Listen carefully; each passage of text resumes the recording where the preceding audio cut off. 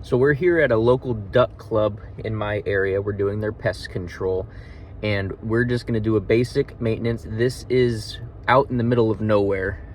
As you can see,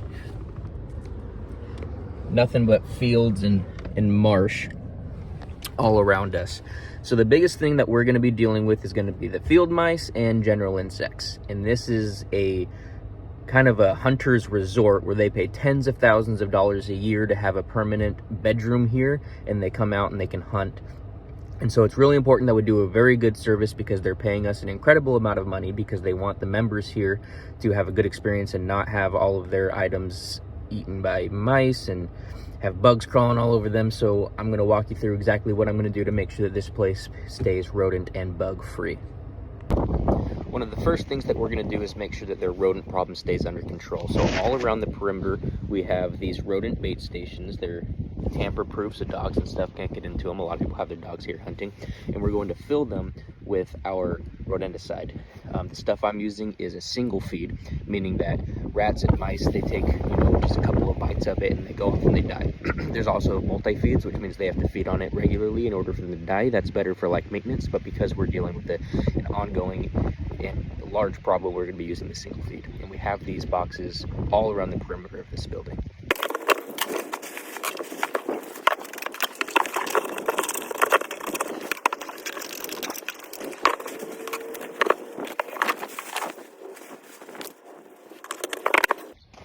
Now we're going to be applying the pesticide, the most basic part of pest control, but also the most important.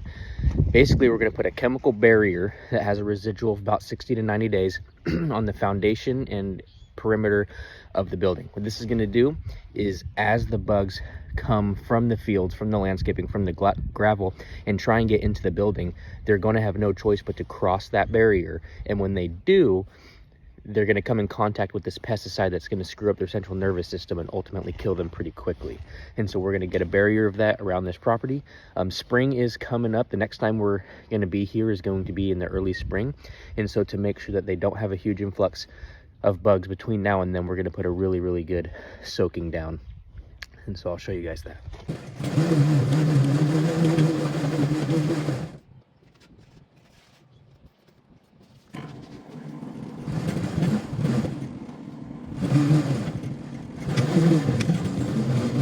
So now we're in the inside, and what we're going to do here, we're not going to spray or anything because they're not having any issues. We just have some sticky traps placed in strategic places, so if any stragglers get through our barrier, we have sticky traps in the places that we know they're going to want to go to catch them. So for example, we've got one right here.